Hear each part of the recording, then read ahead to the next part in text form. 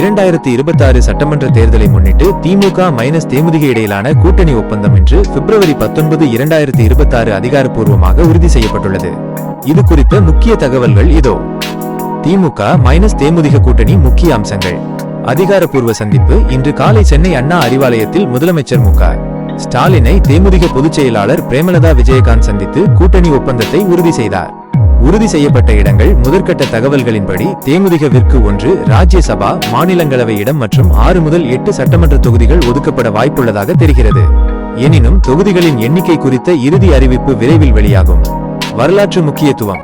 Captain Vijayakanth கட்சி தொடங்கிய பிறகு 2016 நடக்க வேண்டிய இந்த கூட்டணி 10 ஆண்டுகளுக்கு பிறகு இப்போதுதான் 2026 முதல் முறையாக இணைந்துள்ளது. பிரேமலதாவின் அறிக்கை. தொண்டர்களின் விருப்பப்படியே இந்த முடிவு எடுக்கப்பட்டுள்ளது. விஜயகாந்த் மற்றும் கருணாநிதி ஆகிய இரு பெரும் தலைவர்களின் ஆசியுடன் இந்த கூட்டணி அமையும் என்று பிரேமலதா கூறியுள்ளார்.